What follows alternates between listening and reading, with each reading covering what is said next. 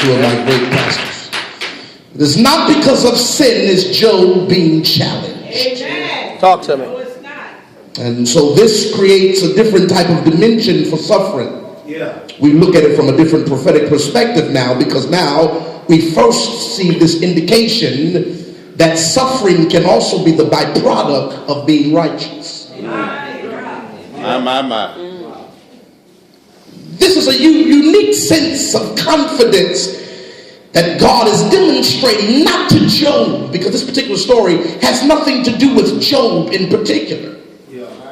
This story is God bragging on the integrity of an individual to the devil. If you follow the origin of the story of Job, you all know from a pragmatic principle that Job was clueless to the drafting of his name to be the candidate to lose everything. And so now this particular story deals with, I promise you we're going to get you there, this particular story deals with an individual who has proven to be integral. Enough that God will allow his name to be offered to the enemy to be bothered. Wow. Hey, be bothered. Come on, This is very interesting, because now we find out that this First Lady, this dilutes traditional perspectives of the enemy. Where the devil? Up under my feet? The devil is not under your feet. He has access to the earth. As a matter of fact, from a theological perspective, he is the God of the earth. His dominion is in the earth, looking for individuals whom he can influence. And this particular day in glory, the devil is bored. Because he can't find nobody to bother. And there is an intellectual conversation between the enemy and God that is amazing. Where have you come from, Satan?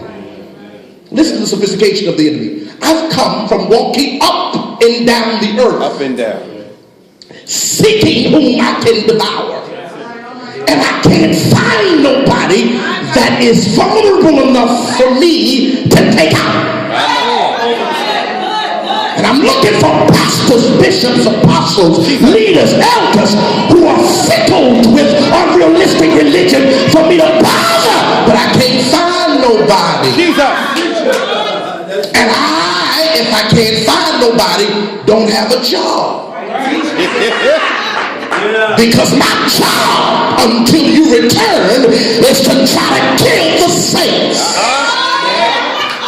And because God is an equal justice God, he now gives Satanus Diablos a job.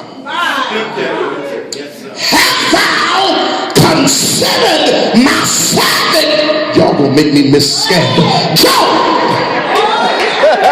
He's an upright man, full of integrity and righteousness. If you're looking for somebody to bother, have you tried to bother Matthew Bradley? Have you tried to bother Charles Waters? I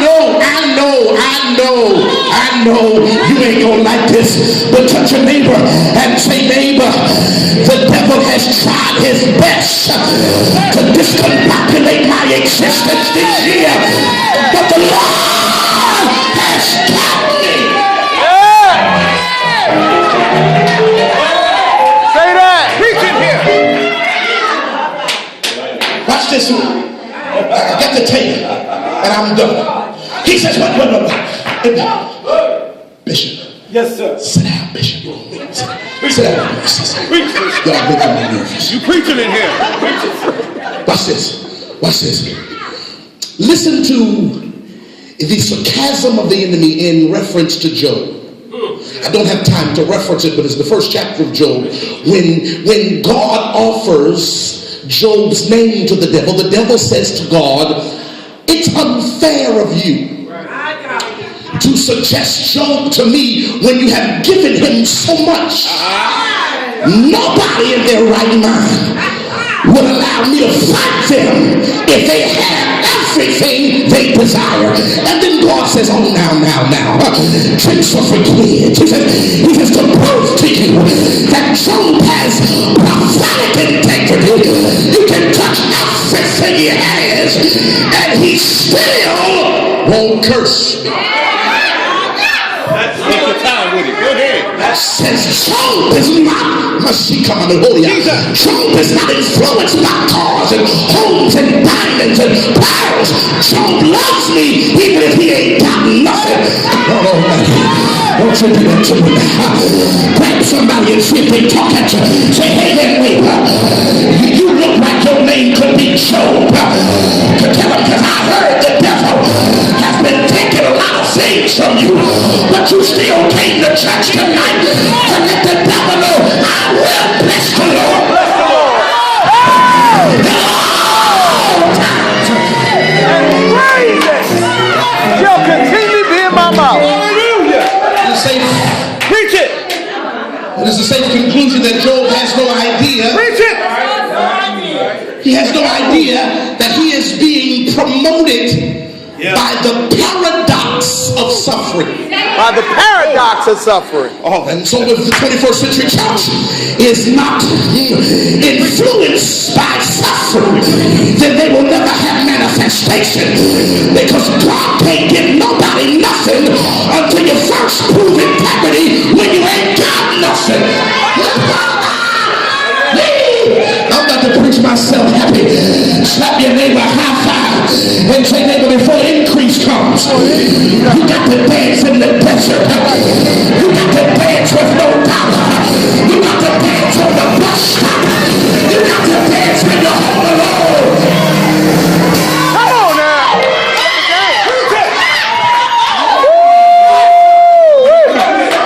There is a promotion. Yes, Lord. There is a promotion that the Lord put on my tongue for you. There is a promotion that will be facilitated by the paradox of suffering. He says God is looking for integrity in the middle of uncomprehendable transition.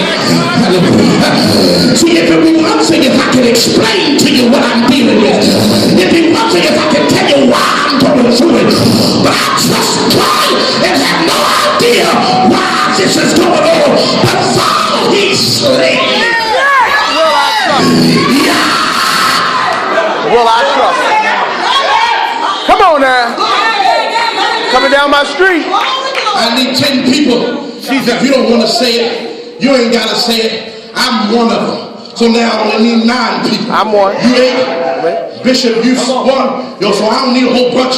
I need about 10 of us to scream, I'll never go through that again. I'll never